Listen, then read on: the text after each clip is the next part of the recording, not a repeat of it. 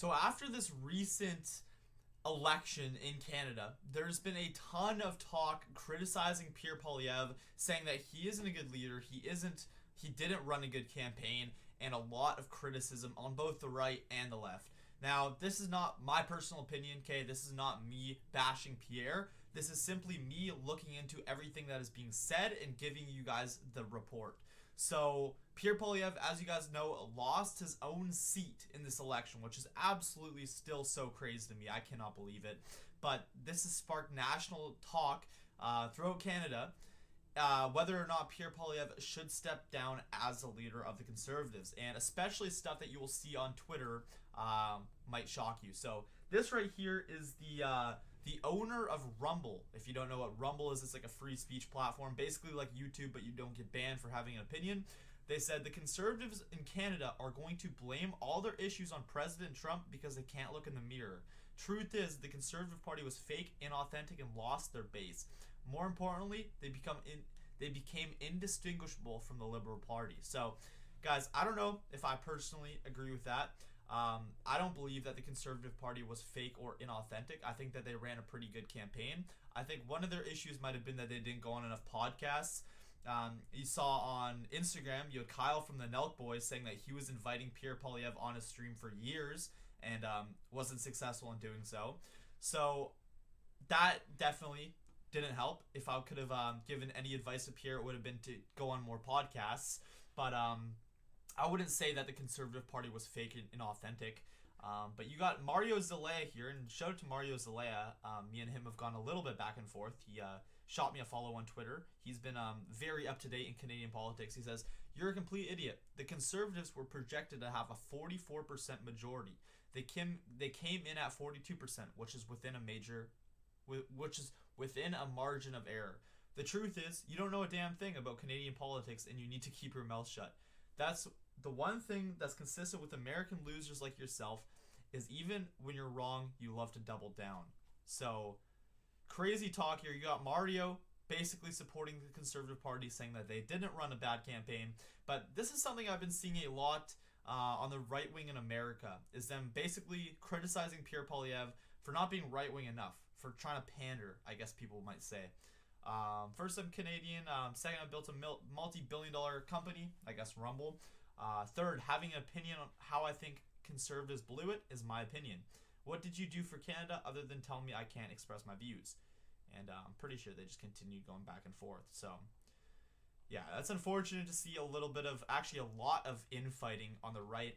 You got Ian Miles Chung here. What a guy. This is an interesting fellow for sure, but nonetheless, he's on the right wing. Says, Canada's Pierre Poilievre had a choice. Extend an olive branch and say, let's talk, President Trump. Let's find common ground for the good of both of our nations. Instead, he chose to ride a wave of anti-Trump rhetoric, hoping it would pay off politically. It didn't. The move felt more like a calculated jab than real leadership, and voters saw through it. Instead, he came off sounding like a less liberal Mark Carney. The miscalculation sealed his defeat, and he even lost his own riding. It didn't have to be like this. This is another thing too, and I'm personally not sure how come Pierre Poilievre didn't meet with Donald Trump. How come he didn't meet and discuss with Donald Trump, whereas you had Mark Carney meeting with Trump multiple times? I think the fact that Mark Carney actually went and met with President Donald Trump kind of asserted a little bit of authority, almost a little bit of dominance, if you will, because the fact that he was actually willing to go speak to Donald Trump like a man would, face to face, not to say it was actually a good thing, but it painted the illusion to Canadians like he was tackling the Trump problem head on, whereas Pierre Poilievre didn't do that. And let's see here. But then you have Andrew Scheer saying there's no doubt that Pierre Poilievre and his team ran an incredible campaign. The highest vote percentage in modern Conservative history, the most amount of total votes for our party ever, new seats all over the country. His inspirational leadership has brought more people into the Conservative movement. His continued leadership will ensure we finish the job next time. And you got Mario again. 100% all Conservatives are behind Pierre. No changes are needed. The best domestic policy I've ever witnessed. The Conservative movement is permanent. We don't flip-flop to other parties. We are true to our own values, our country, and to Pierre. So I'm going to play a little clip here from Global News. I know, not necessarily the best of media stations. And let's see what they have to say about all. Not one, but two defeats for Pierre Poilievre, though he's adamant he's staying on as Conservative leader. It will be an honor to continue to fight for you and to be a champion of your cause as we go forward. The Conservative leader came on stage before it was clear he had lost his longtime Ottawa seat. I just don't know what to say. I'm just so happy. Well, I appreciate you. We look forward to seeing your work. This is the political rookie who beat Poilievre in Carlton. Bruce Fanjoy, a first-time Liberal candidate defeating the 7-time MP. I knew that someone had to stand up to Pierre, and I'm just gonna say this right now. I had never heard of this guy until he beat Pierre, and I'm not sure a lot of people have. Now, I'm not saying anything suspicious happened in the election. I'm not sitting here saying anything was rigged, okay? That's not my position. However, it is a little bit suspicious that I believe there's 91 candidates on the ballot in Carlton, where Pierre Poilievre's riding.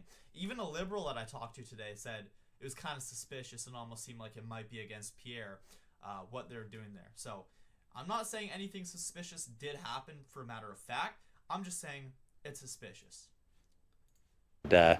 I couldn't find anyone else, so I did it myself.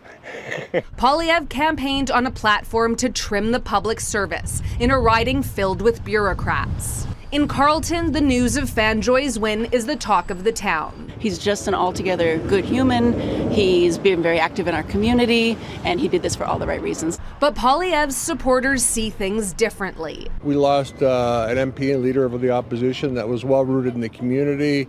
He was not an elite, if you will. Parliamentary rules state that the leader of the opposition must hold a seat in the House of Commons. We have to learn the lessons of tonight so that we can have an even better result the next time the Canadians decide the future for the country. Some high-profile Conservatives are standing by Poilievre. Former Tory leader Andrew Scheer posted on social media his continued leadership will ensure we finish the job next time. Former interim leader Rona Ambrose agrees and hailed his breakthroughs. So make no mistake, this is definitely a setback, but I don't think it's something that is going to torpedo his leadership. For Poilievre to return to the House of Commons, the Conservatives could ask an MP to step aside, triggering a by-election. But Mark Carney would ultimately decide when that vote takes place, which could be up to 8 months down the road. Donna? All right, Taria Isri, thank you. All right, so very interesting stuff there. I'd say a pretty unbiased report there. But yeah, guys, Pierre Poilievre is going to have to see now if there is another member of the Conservative Party who won a seat who would be willing to give up their seat so Pierre Poilievre could have it. And guys, I will say this is very disappointing. If you've been following me for a while, you know what side of this I've been rooting for. And I've been watching, as I'm sure we all have, these debate clips with Pierre Poilievre in the House of Commons, going back and forth with Trudeau. A lot of big gotcha moments there. And it will be disappointing, at least I will say personally it would be disappointing, if we cannot see Pierre Poilievre going back and forth in the House with Mark Carney. I'm sure a lot of people out there would love to see that. And if we can't have that happen, that'd be quite disappointing. So we're going to have to wait and see what Pierre Poilievre's going to do. Maybe he's going to move ridings, try to see if he could take another seat. We will have to see as for that. But all in all, very, very surprising to me. I personally was actually under the belief that Pierre Poilievre was going to win this election and become the next Prime Minister of Canada. So now the fact that he didn't even win his own riding, for me personally, is a shock. And for, I would say, hundreds of thousands, if not millions of Canadians, it is a shock. Millions of Canadians, I would say, are just as surprised. So let me know what you guys think about this down below in the comments. Should Pierre step down as leader of the Conservative Party? If so, who should replace him? Or should Pierre see what he could do, see if he could find somebody to give up their seat and stay in the fight? Let me know what you guys think down below. Please be sure to subscribe to my channel, like this video, share, all that good stuff. God bless you guys. Have a great rest of your day, and I will see you all in the next one.